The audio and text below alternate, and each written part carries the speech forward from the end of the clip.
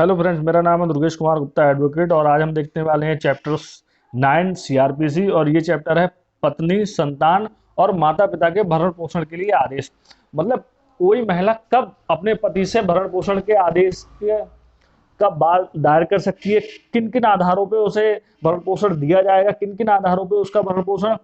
Cancel किया जाएगा, उसके आदेश को कैंसिल कर दिया जाएगा, कौन से ऐसे कारण होंगे जब एक महिला जिसका आदेश हम कैंसिल कर रहे हैं वो कौन कौन से कारण होंगे। और या किसी व्यक्ति को अगर कोई आदेश हो चुका है और उसकी जिस समय आदेश हुआ उस समय उसकी इनकम कुछ और थी, अब जो वर्तमान स्थिति है उसकी इनकम घट चुकी है, तो उसके बिहाफ पर अब उसका आदेश क्या वो उतनी पैसा देता रहेगा जितना उसका तय हुआ था, या उसमें कुछ कम्बड़ भी किया जा सकता है। और ये भरण पोषण से लेकर जितने भी हैं चीजें की किस तारीख से आपको भरण पोषण दिया जाएगा, किस तारीख तक दिया जाएगा, ये सारी स्थिति। क्या कोई शादी कर ले, जैसे किसी ने डिवोर्स हो गया, भरण पोषण चल रहा है, उसके बाद उन्होंने कोई अपनी दूसरी शादी कर ली है, तो क्या वो भरण पोषण मांग सकती है? या कोई ऐसी महिला है जो अपने पति के साथ बिना किसी पर्याप्त कारण के अलग रह रही है, तो क्या इन सारी स्थिति में वो भरण पोषण मांग सकती है? ये सारा कुछ दिया रखा है इस चैप्टर 9 में। ये चैप्टर एग्जाम के पॉइंट ऑफ व्यू से बहुत ज्यादा इंपॉर्टेंट है। एग्जाम में यहाँ से क्वेश्चन बनते ही बनते हैं। प्लस इसके साथ साथ इस चैप्टर की जो सबसे बड़ी खास बात है वो ये है, जो व्यक्ति प्रैक्टिस कर रहे हैं किसी भी तहसील लेवल पर या डिस्ट्रिक्ट लेवल पर जो प्रैक्टिस कर रहे हैं एडवोकेट, उनके लिए चैप्टर बहुत ही ज्यादा इंपॉर्टेंट है, क्योंकि 125 के मामले आपको देखने को जरूर मिलेंगे। और 125 में भी खासतौर से आपको 125(3) के, मतलब कोई व्यक्ति जिससे भरण पोषण देना था और वो बिना किसी कारण के, बिना किसी पर्याप्त रीजन के भरण पोषण नहीं दे रहा आदेश हो जाने के बाद, तो क्या उसके लिए कुछ प्रावधान है, या सिर्फ ऐसे ही उसे छोड़ दिया जाएगा कि भैया हम नहीं दे रहे? तो क्या उसे हम सजा करा सकते हैं, या उसका वारंट होगा, या उसका सम्मान होगा, क्या होगा? ये सारी चीजें आज के चैप्टर हम देखने वाले हैं। तो आज हमारा जो पहला सेक्शन है वो है सेक्शन 125।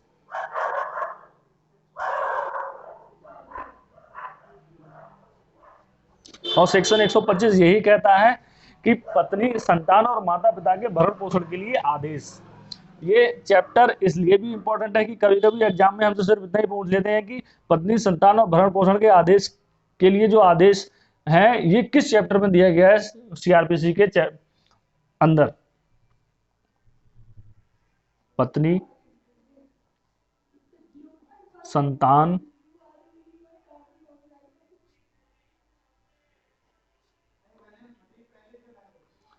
और माता पिता के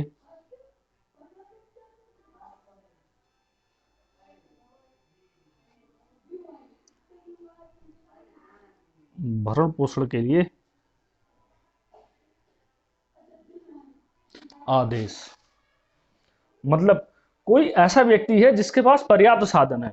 मतलब अच्छी खासी सैलरी है, नौकरी है, जमीन जायदाद सब कुछ है, इसके बावजूद भी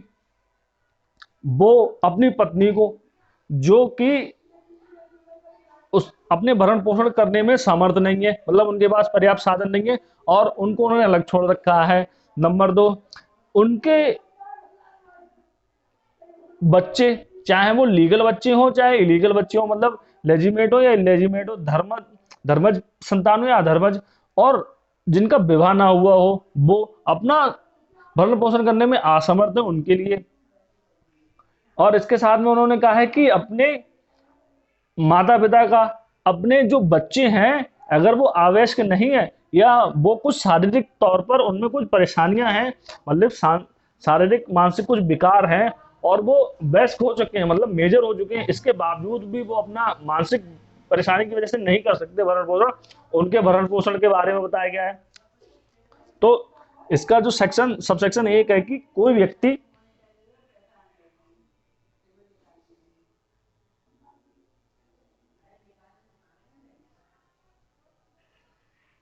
यदि पर्याप्त साधनों वाला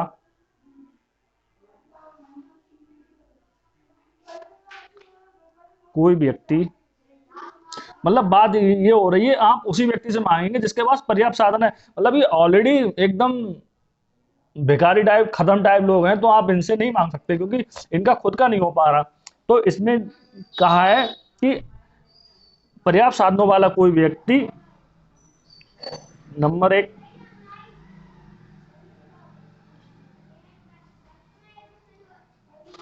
अपनी पत्नी का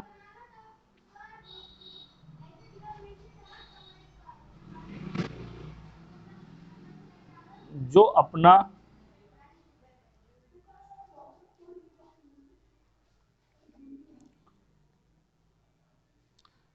भरण पोषण करने में असमर्थ है।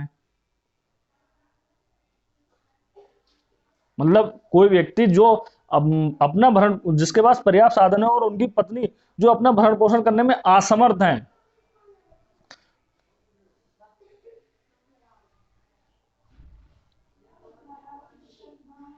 नंबर का अपनी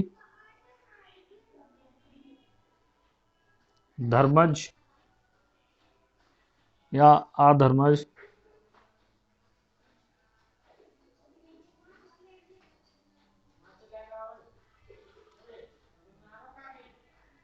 अवयस्क, मतलब यहां पर बात हो रही है उन बच्चों की जो अभी नाबालिग हैं। अवयस्क संतान का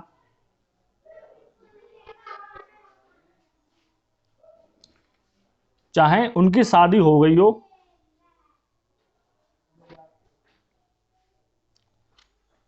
या ना हो,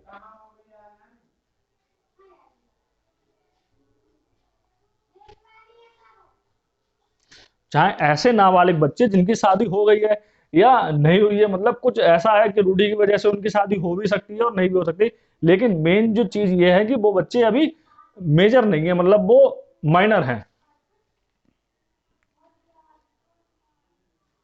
जो अपना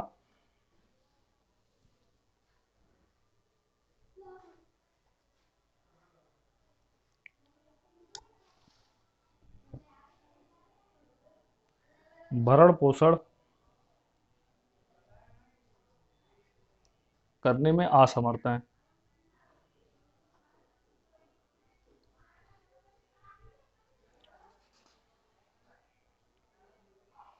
अब इसका नंबर जो सी है वो ये कहता है कि कोई धर्मज और या धर्मज संतान, मतलब बात भाई हो रही है कोई व्यक्ति जिसके पास पर्याप्त साधन हो उसकी संतान, चाहे वो लीगल हो चाहे वो इलीगल हो। ठीक है। अब पॉइंट 3 ये कहता है अगर उनकी मानसिक और शारीरिक असमानता या क्षति के कारण वो अपना भरण पोषण करने में असमर्थ है।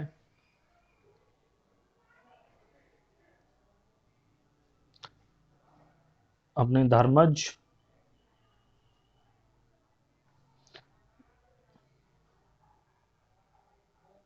या अधर्मज संतान का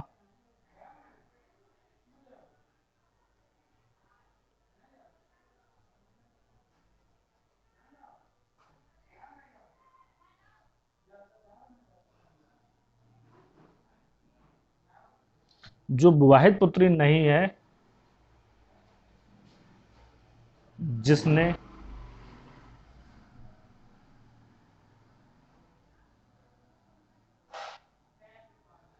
वैधता प्राप्त कर ली है,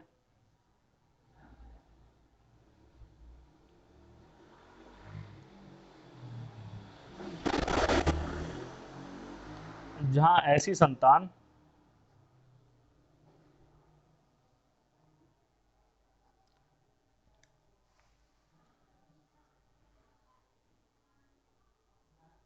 किसी शारीरिक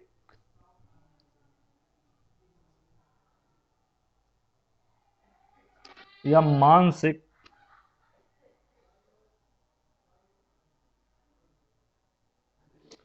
असमानता या क्षति के कारण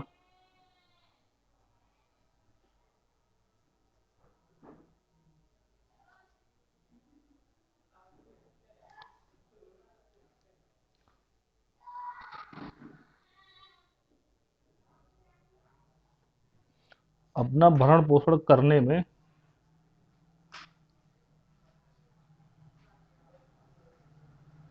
असमर्थ है।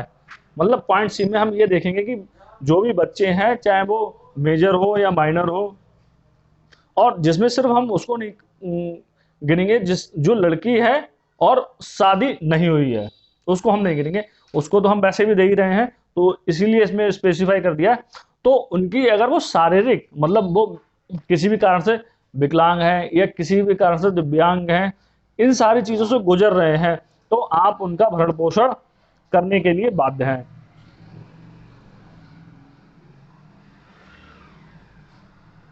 नंबर घ,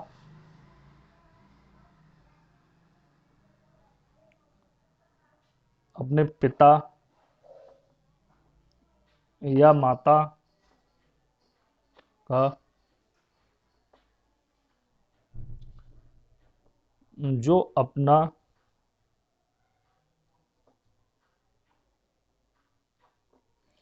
भरण पोषण करने में असमर्थ है। ये चार कंडीशन दी हुई है सेक्शन 25 के अंदर, सेक्शन 25 के सब क्लॉज 1 के अंदर, कि कोई ऐसा व्यक्ति जिसके पास पर्याप्त साधन है, वो व्यक्ति अपनी पत्नी का जो अपना भरण पोषण करने में असमर्थ है। मतलब ऐसा नहीं है कि पत्नी ऑलरेडी 50-60 हजार रुपये महीने कमा रही है और वो उसके बाद आ जा रही है कि नहीं हमें भरण पोषण चाहिए, तो उसमें ये चीज कंसिडर की जाएगी और यहाँ पर उनका इस क्लॉज के अंदर वो फॉल नहीं हो पाएंगी। नंबर बी ये कहता है कोई धर्म जो कानूनी संतान है और जो गैर कानूनी मतलब अधर्मज मतलब लेजिटिमेट और इलेजिटिमेट जो संतान है उनका, लेकिन उसमें बी में कंडीशन ये है कि वो मेजर है, मेजर नहीं होने चाहिए, माइनर है और उनकी शादी नहीं हो, तो उनका भरण पोषण अगर वो अपना भरण पोषण खुद से करने में सामर्थ्य नहीं है, नहीं कर पा रहे हैं, अभी छोटे हैं, तब हम उनका उनके लिए देखेंगे। और नंबर सी ये कहता है कि कोई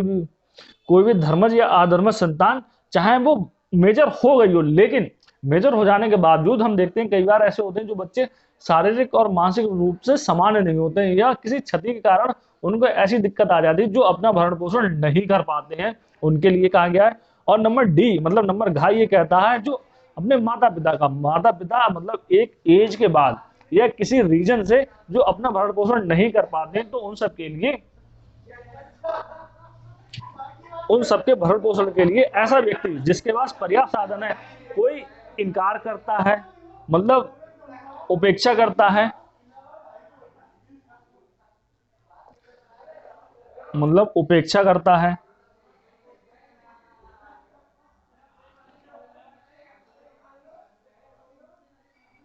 या इनकार करता है, मतलब ये बात इस व्यक्ति की हो रही है जिसके बारे में हम यहां पर देख चुके हैं। ये पर्याप्त साधनों वाले व्यक्ति इतने सब चीजें होने के बाद उनका भरण पोषण करने में उपेक्षा करता है या इनकार करता है, तब प्रथम वर्ग मजिस्ट्रेट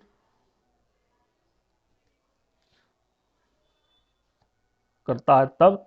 जेएम फर्स्ट क्लास ऐसे जो व्यक्ति ये कर रहा है अपेक्षा या इनकार, तो जीएम फर्स्ट क्लास जो है ऐसे व्यक्ति को ये आदेश दे सकते हैं कि वह अपनी पत्नी का, सी में बताया गया पत्नी का, और अपनी संतान का, जो दो तरीके की संतान बताई गई है, एक ये संतान जो अभी नाबालिग है और एक संतान ये बालिग हो गई लेकिन ये मानसिक और शारीरिक तौर पर इस लायक नहीं है कि अपना भरण पोषण कर सके, इनका और अपने माता पिता का, अपने माता पिता का भरण पोषण के लिए, इन सबके भरण पोषण के लिए जो मजिस्ट्रेट साहब है जीएम फर्स्ट क्लास ये इनको ऑर्डर देंगे कि ऐसी मासिक दर जो कि मजिस्ट्रेट साहब ठीक समझे देने के लिए मजिस्ट्रेट साहब उसको समय समय पर कि आप पर मंथ इतना पैसा इनको देंगे जिससे इनका भरण पोषण हो सके, इस चीज का आदेश जीएम फर्स्ट क्लास कर सकते हैं। जीएम फर्स्ट क्लास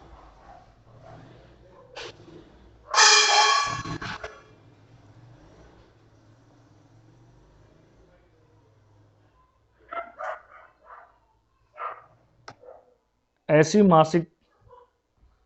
दर पर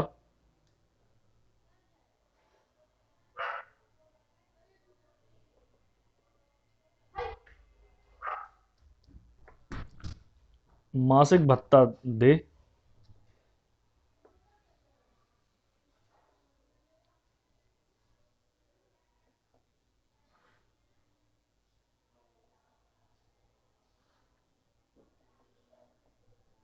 और उस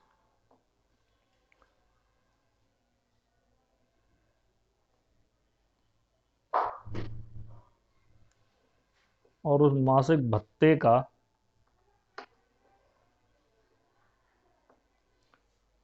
संदाय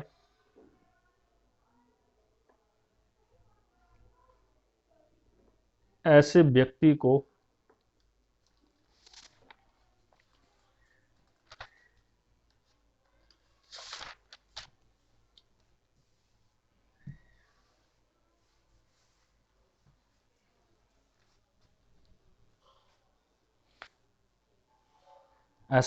करे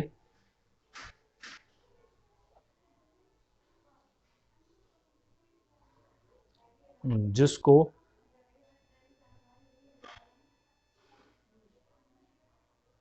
जीएम फर्स्ट क्लास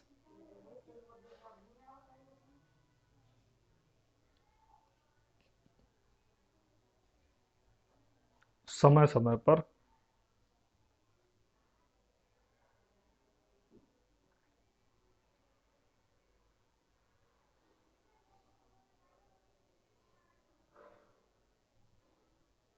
निर्देश दें।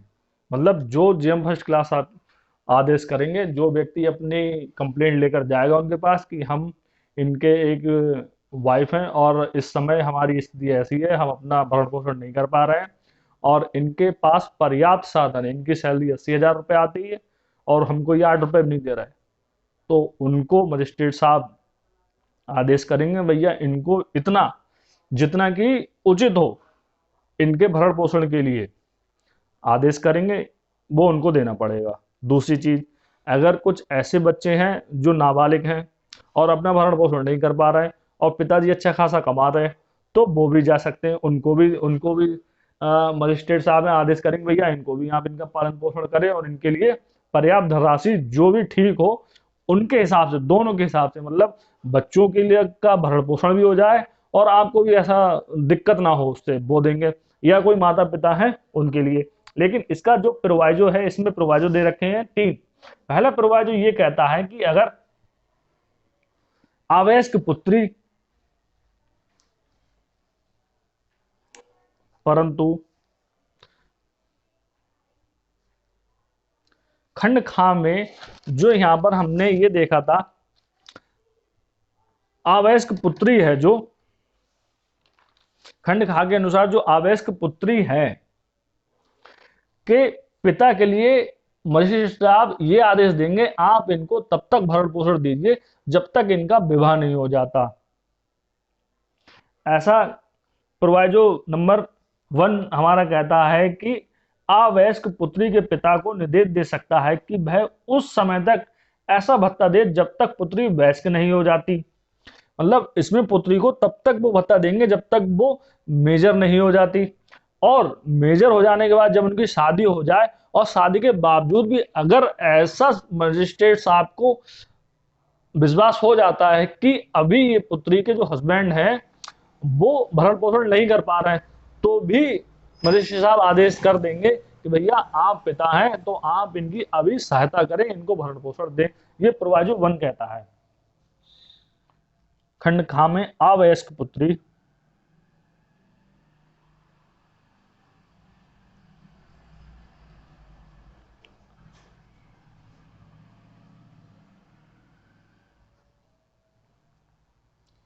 पिता को निर्देश देगा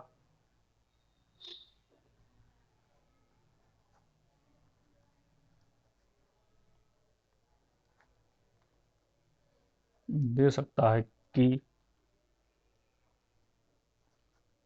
उसके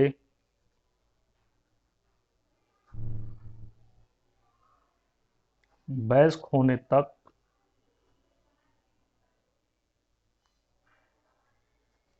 भत्ता दे।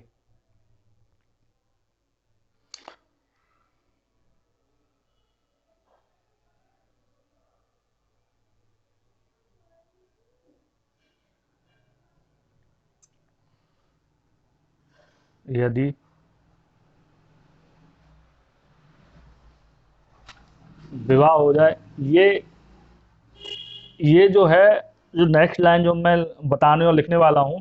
वो मेरी अंडरस्टैंडिंग के हिसाब से है। बेयर एक्ट में जो लिख रखा है वो ये है कि जब तक भत्ता दे तब तक वह वयस्क नहीं हो जाती। यदि मजिस्ट्रेट का समाधान हो जाता है कि ऐसी अवयस्क पुत्री के, यदि वह विवाहित हो, पति के पास पर्याप्त साधन नहीं है,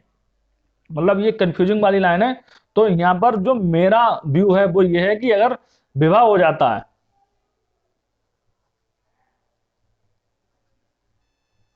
विवाह हो जाता है और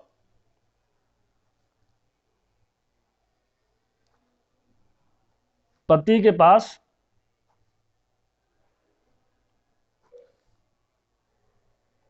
पर्याप्त साधन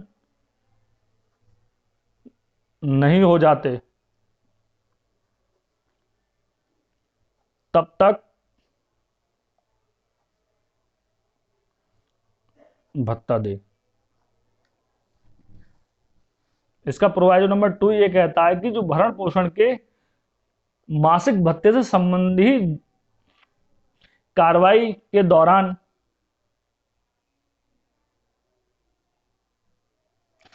मतलब प्रोवाइजो 2 ये कहता है कि जो मजिस्ट्रेट साहब हैं ये निर्देश दे सकते हैं कि कार्रवाइयों के खर्चों के लिए जो राज्य देनी पड़ेगी, जो मजिस्ट्रेट साहब द्वारा उचित रूप से बताई जाएगी। मतलब यह है कि इस धारा के अधीन भरण पोषण के लिए मासिक भत्ते से संबंधित कार्रवाई के दौरान मजिस्ट्रेट ये आदेश दे सकता है कि वह अपनी पत्नी, संतान, माता पिता के अंतिम भरण पोषण और ऐसी कार्रवाइयों के लिए खर्चे के लिए ऐसी राशि दे जिसे मजिस्ट्रेट ठीक समझे, और उस राशि का संदाय ऐसे व्यक्ति को करें जिसको संदाय करने के लिए मजिस्ट्रेट समय समय पर निर्देश दें।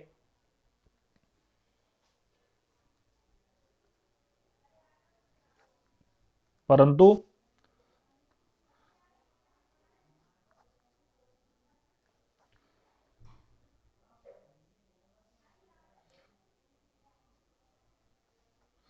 परंतु कार्रवाई के लिए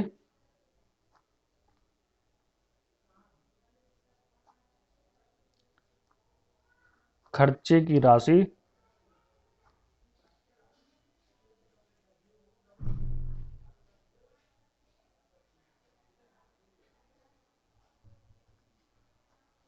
मजिस्ट्रेट के आदेश अनुसार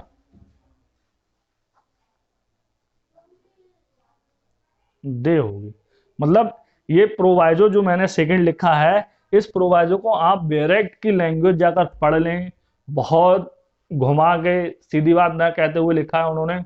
इसको मैंने सीधे अपने शब्दों में बताया कि जो ये हमने आवेदन किया है, चाहे वो कोई पत्नी है, चाहे वो कोई बच्चे हैं, चाहे वो माता पिता हैं, तो उस आवेदन करने के लिए, क्योंकि हम तो समर्थ नहीं है, अगर हम समर्थी होते तो हम तुमसे खर्चा क्यों मांगते। तो इसीलिए जब हम समर्थ, हमारे पास इतनी कैपेबिलिटी नहीं कि हम अपना भरण पोषण कर पाते, इस सब के बावजूद ही तो हमें कोई मुकदमा लाना पड़ रहा फैमिली कोर्ट के अंदर। जब हम फैमिली कोर्ट के अंदर मुकदमा ला रहे हैं और हम अपने, हमारी इतनी क्षमता नहीं है, तो जो मुकदमे का खर्चा होगा वो हम कहाँ से देंगे। तो यहाँ पर प्रोवाइजो 2 में यही कहा गया है कि जो इस मुकदमे का खर्चा है, इस कार्रवाई के लिए जितना खर्चा है वो मजिस्ट्रेट साहब जैसा भी अपने विवेक अनुसार उसको निश्चित करेंगे। मांग करने पर यह भी तय किया जाएगा कि भैया इनको इस खर्चे, इस कार्रवाई के मुकदमे की खर्चे के लिए आप ये पैसे देंगे, प्रोवाइजर 2 कहता है।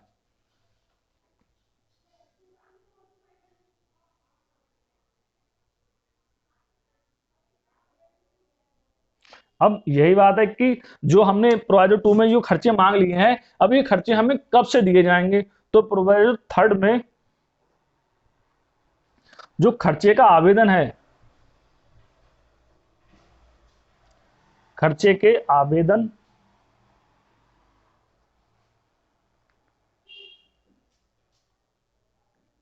का निस्तारण,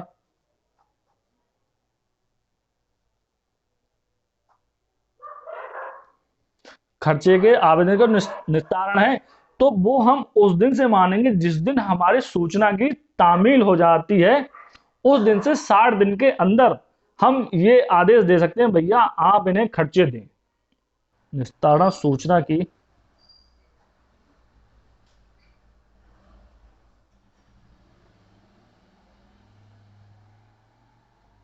तामील हो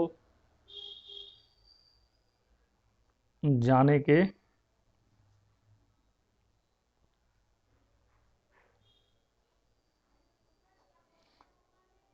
60 दिन के भीतर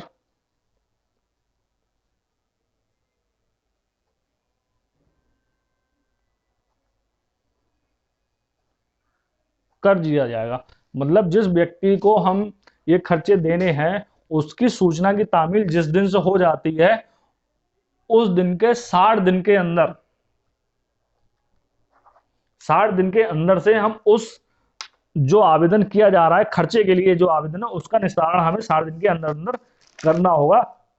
ये बाउंडेशन लगाई जा रही है मजिस्ट्रेट साहब के ऊपर।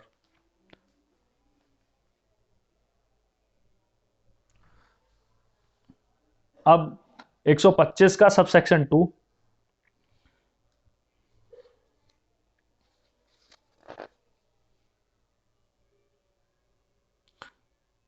अब इसमें हमने ये तो बता दिया कि 60 दिन के अंदर, लेकिन 60 दिन के अंदर में वो तारीख कब होगी, वो दिन कौन सा होगा, ये हमें बताता है सेक्शन 125 का 2। 125 का सब सेक्शन 2 ये कहता है कार्रवाइयों का खर्च आदेश की तारीख से, जो ये आदेश हो रहा है इस आदेश की तारीख से जो भरण पोषण के लिए या अंतिम भरण पोषण के लिए जो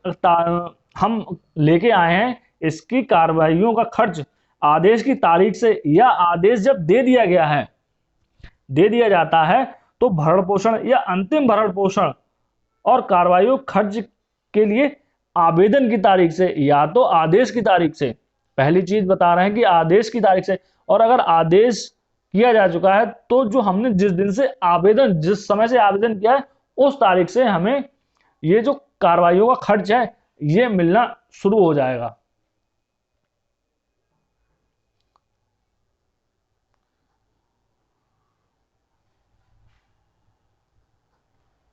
कार्रवाइयों का खर्च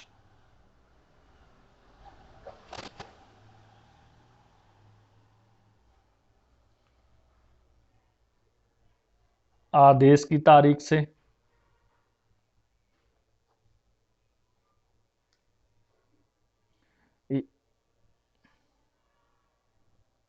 यदि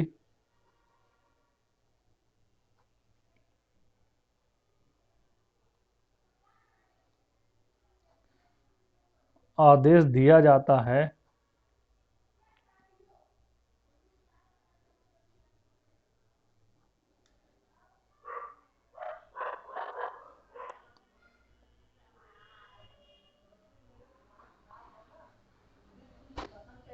तो आवेदन की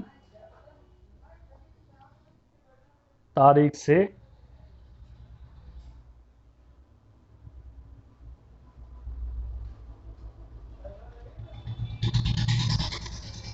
संदेह होगा। मतलब सेक्शन 2 हमें ये बताता है कि जो कार्रवाई का खर्च है जो 60 दिन के अंदर जो ऑर्डर को मजिस्ट्रेट साहब का, मजिस्ट्रेट साहब को जिस ऑर्डर का निस्तारण करता है तो उसमें वो ये बता देंगे कि 60 दिन के अंदर हमने ये आपका ऑर्डर निस्तारण कर दिया है भैया, और इसमें हम जो आपको बता रहे हैं कि आप फला तारीख से, अगर आपने आदेश हुआ है तो आदेश की तारीख से, और अगर आदेश दिया जा चुका है तो उसकी तारीख से आपको ये खर्च जो भी आपने मांगा है ये मिलना शुरू हो जाएगा।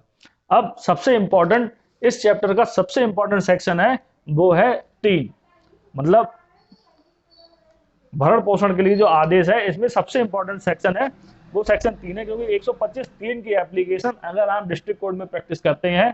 तो आपने जरूर ही देखी होगी, और हो सकता है जो लोग देख रहे हैं अगर प्रैक्टिस में तो उन्होंने खुद से ही एप्लीकेशन पे काम भी किया हो, उनके पास कोई ना कोई फैमिली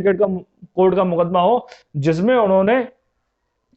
ऐसे व्यक्ति के लिए वारंट कराए हो जो कि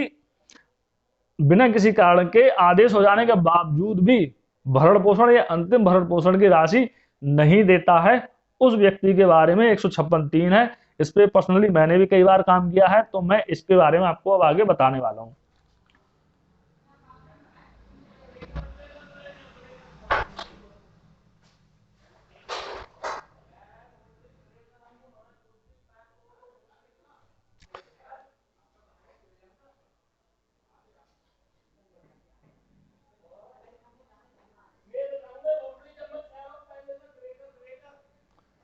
आदेश का पालन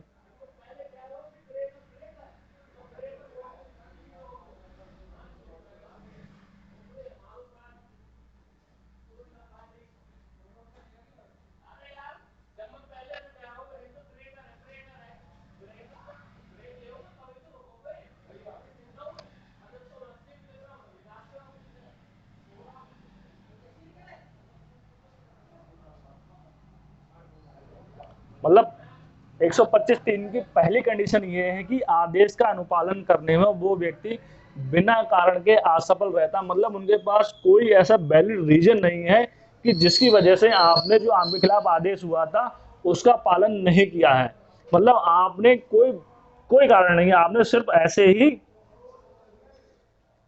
नहीं देंगे, अपने घर में बैठे हैं पैर पे पैर रख के चाय पी रहे हैं और हमने सोच लिया नहीं देते, ऑर्डर गया तो होने दो, हमें कोर्ट के ऑर्डर की कोई वैल्यू ही नहीं है, हमें मानना ही नहीं है। तब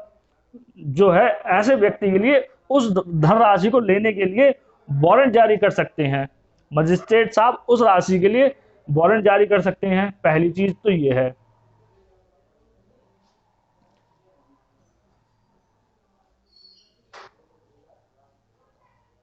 तब मजिस्ट्रेट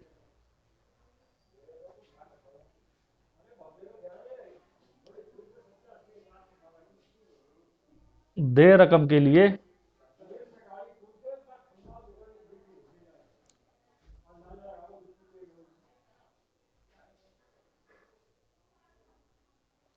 वारंट जारी कर सकता है।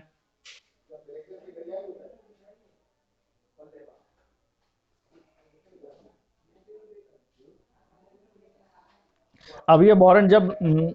कोई मजिस्ट्रेट साहब हैं जिस व्यक्ति ने ये पैसे अभी तक अपने नहीं भरे हैं, इस मतलब इस आदेश का मतलब ये है कि भैया पैसे भरो आगे, पैसे नहीं भरे हैं और बिना किसी रीजन के आप उसमें उसको नहीं कर रहे हैं, मतलब असफल हो रहे हैं, तब मजिस्ट्रेट साहब आपके खिलाफ एक वारंट जारी कर देंगे, पहली चीज। और इस वारंट के निष्पादन के पश्चात वारंट के निष्पादन वारंट के निष्पादन के पश्चात मतलब हमने आपके लिए वारंट इशू किया और वारंट एग्जीक्यूट हो गया है, उसके बाद अब वारंट एग्जीक्यूट होने के तरीके हम ऑलरेडी पढ़ चुके हैं, वो आप पीछे जाके देख लीजिए कि वारंट एग्जीक्यूट होने के क्या क्या प्रोसेस है, क्या क्या तरीके, उस सभी के हिसाब से वारंट हमारा एग्जीक्यूट हो गया है। के पश्चात प्रत्येक महीने में जो पैसा उन्होंने ना चुकाए हैं वो या उसके किसी भाग के लिए, मतलब हमने एक ही बार में मजिस्ट्रेट साहब ने पूरा अमाउंट डिसाइड कर दिया आपको इतना देना, वो अगर उसका कोई पार्ट है तब, या जो पर मंथ आपकी इंस्टॉलमेंट एक डिसाइड की थी उस मजिस्ट्रेट साहब ने उसके लिए।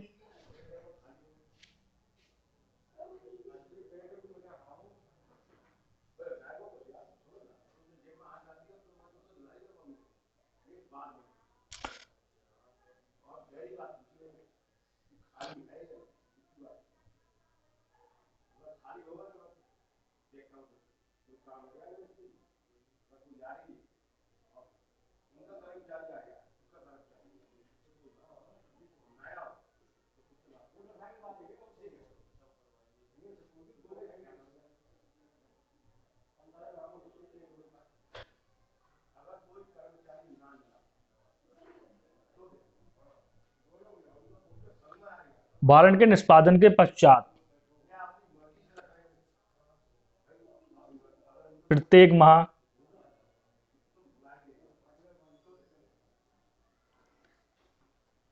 के ना चुकाए गए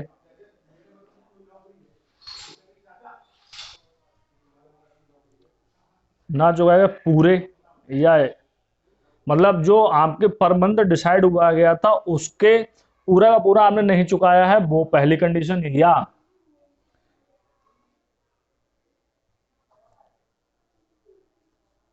किसी भाग के, मतलब आपको हमने इंस्टॉलमेंट बांधी थी 10,000 रुपए की, तो आपने उसमें से क्या किया 6,500 रुपए दे दिए, तो रिमेनिंग जो बचे हैं 4,500 रुपए उनके लिए।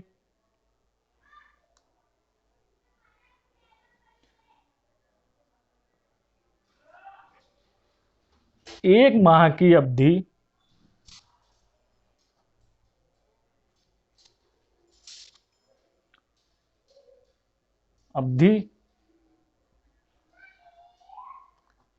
के लिए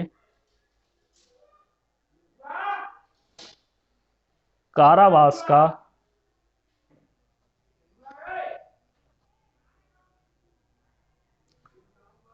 दंडादेश दे सकता है। तो इस सेक्शन 125(3) का सीधा सा जो मोटिव होता है कि जिस महिला की ओर से हम कोर्ट में प्रेजेंट होते हैं, उस महिला के हस्बैंड ने या उस व्यक्ति ने जिसको वो क्लेम करती है कि आप मुझे भरण पोषण देंगे या दें, और मजिस्ट्रेट साहब उसको डिसाइड कर देते कि भैया आप पर मंथ इतना पैसा देंगे इनको, उसके लिए वो व्यक्ति बिना किसी रीजनेबल डाउट के, बिना रीजनेबल कंसर्न के, किसी कारण के वो व्यक्ति वो नहीं कर पाता है, तब मजिस्ट्रेट साहब उस व्यक्ति के खिलाफ एक वारंट इशू कर देंगे, जो कि उस वारंट का एग्जीक्यूशन हो जाने के बाद प्रत्येक माह जितने पैसे देने थे उसके हिसाब से या उसमें से किसी पार्ट के लिए, मतलब 10,000 था उसमें से कुछ दे दिए, कुछ रहेगा, उसके लिए भी वारंट आपके लिए इशू हो सकता है, और उस वारंट पे गिरफ्तारी पे आपको 1 माह के कारावास होने का आदेश मजिस्ट्रेट साहब द्वारा दिया जा सकता है। लेकिन अब इसमें एक प्रोवाइजो दिया है। अब प्रोवाइजो सीधे सीधे मैं आपको बता देता हूं, और वो ये कहता है कि जो ये आदेश है ना, और इस आदेश का अनुपालन न होने पर जो वारंट इशू किया जाएगा, उस वारंट को इशू करने के लिए और इस आदेश की तारीख में 1 साल से कम का समय नहीं होना चाहिए। मतलब अगर आपके खिलाफ जो आदेश हुआ है वो आज की तारीख में हुआ है, और आज जो तारीख है वो मान लीजिए 1 जनवरी 2022 है, तो वो आपको 1 जनवरी 2023 से पहले आपके खिलाफ ये वारंट वाला आदेश मजिस्ट्रेट साहब नहीं कर सकते। ये प्रोवाइजो 1 कहता है। अब प्रोवाइजो 2 ये कहता है कि कोई महिला जो है वो अपने हस्बैंड के साथ रहने से इनकार कर दे, तो जो हस्बैंड है वो इस बात का फायदा नहीं उठा सकते कि साहब मैं इनको कंडीशन दे रहा हूं या मैं अपनी ये शर्त रख रहा हूं कि मैं इनको भरण पोषण तो दे सकता हूं, दूंगा, आप ऐसा करिए मेरे साथ चलिए, और वो महिला जाने से मना कर दे, तब इस कंडीशन पे वो जो हस्बैंड है, मिस्टर हस्बैंड, वो इस बात का बेनिफिट नहीं ले सकते कि आप इनको हमारे साथ ये जाने को तैयार नहीं है इसलिए हम भरण पोषण नहीं देंगे। महिला ने कह दिया हम तुम्हारे साथ नहीं जाएंगे, मतलब नहीं जाएंगे, अगर वो जाने से इनकार कर रही तो आप मिस्टर हस्बैंड इस चीज का फायदा नहीं ले सकते। ये प्रोवाइजो 2 कहता है। इतनी बात आपको समझ में आ गई होगी, इसमें कुछ ऐसा है नहीं। लेकिन अब स्पष्टीकरण, इसके बाद एक एक्सप्लेनेशन है कि जो महिला जाने से इनकार कर रही है, मतलब तो वो कौन से ऐसे रीजन है जिसपे उसको बेस बनाया जा सकता है कि भैया आप जो ना जाने के लिए तैयार हो, इनकार कर रही हो, तो इसको हम किसी गलत सेंस में नहीं लेंगे, और इसके बिहाफ पर जो आप ये कार्रवाई कर रही हैं और भरण पोषण मांग रही हैं या अंतिम भरण पोषण मांग रही हैं, इसको हम रद्द नहीं कर सकते, कैंसिल नहीं कर सकते। तो इसमें एक्सप्लेनेशन में उन्होंने बताया है कि अगर उस व्यक्ति ने, जिसकी वो पत्नी है, उस व्यक्ति ने कोई दूसरा विवाह कर लिया है, तो भी इनकार करने का ये पर्याप्त ग्राउंड है, एक सुटेबल रीजन है कि भैया हम तुम्हारे साथ जाकर नहीं रह सकते। पहली चीज एक्सप्लेनेशन बताई, और दूसरी चीज वो ये बताइए कि अगर उन्होंने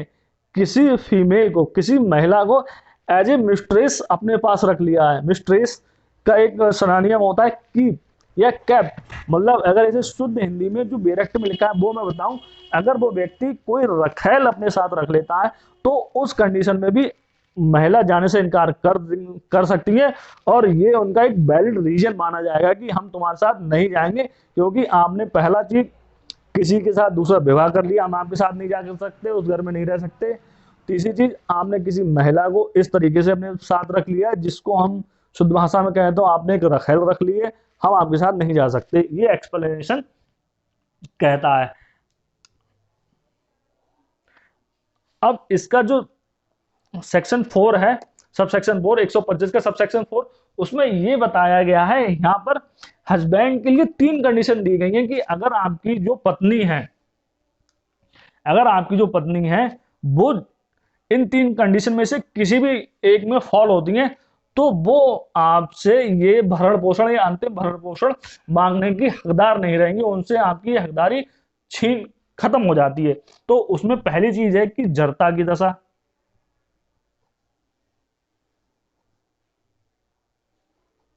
अब जड़ता की दशा क्या होती है? अडल्ट्री। अडल्ट्री को वैसे तो आईपीसी में हमने अनकॉन्स्टिट्यूशनल डिक्लेयर हो चुकी है काफी समय पहले से, लेकिन ये फिर भी हमारे फैमिली कोड का एक मैटर बन जाता है, वहां पर ये वैलिड है, इसीलिए उस सेक्शन को अभी भी आईपीसी से हटाया नहीं गया है। अदरवाइज जो भी सेक्शन वहां से खारिज हो जाते हैं या कैंसिल कर दिए, वहां से हटा दिए जाते हैं, इसीलिए उसको अभी भी रखा हुआ है। आप अभी आईपीसी का लेटेस्ट बेयर एक्ट खरीदे तो आपको ये सेक्शन वहां पर मिलेगा। ये एक तलाक का बहुत अच्छा ग्राउंड बनता है, इसलिए वहां पर रखा है। दूसरा, ये यहाँ पर इस सीआरपीसी 125(4) में एक अच्छा ग्राउंड बनता है कि हमें आपको अब आप की जो दावेदारी है भरण पोषण या अंतिम भरण पोषण की दावेदारी है उसको खारिज करने के लिए एक अच्छा ग्राउंड बनता है, इसलिए।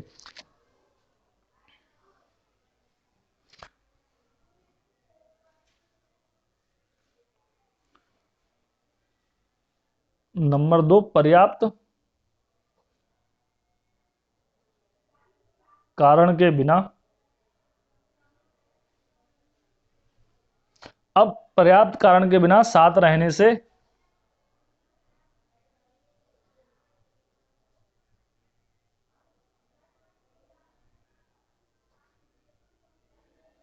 अब कोई महिला है जो अपने हस्बैंड के साथ कोई कोई रीजन ऐसा नहीं है जिसके बिहाफ पर वो उनके साथ अलग रह रही है, उनसे अलग रह रही है, मतलब वो जो एक्सप्लेनेशन में 2 रीजन बताए उसके अलग कोई ऐसा सुटेबल रीजन नहीं है जिसके बिहाफ पर आप उनसे अलग रह रही हैं। तो इस पॉइंट पर भी आपकी जो भरण पोषण या अंतिम भरण पोषण मांगने का हक है वो नहीं रहता है। नंबर 3,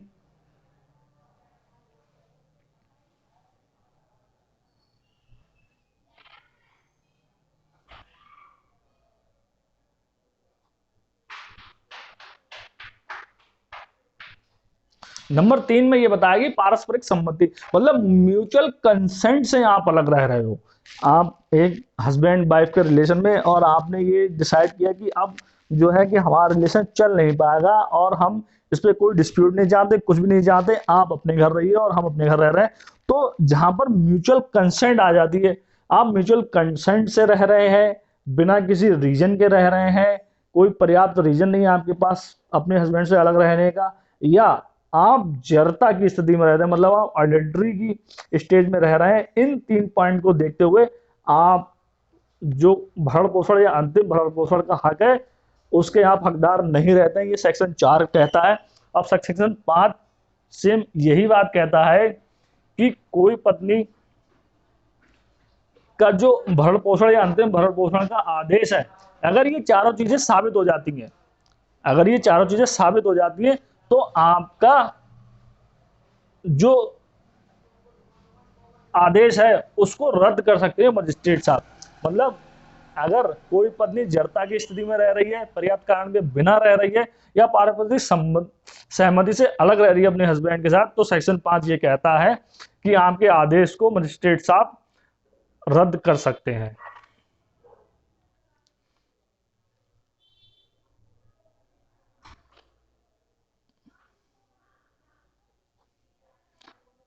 उपधारा 4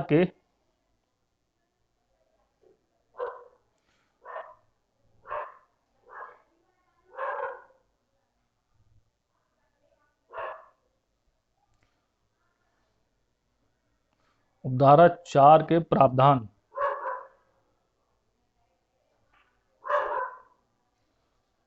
होने पर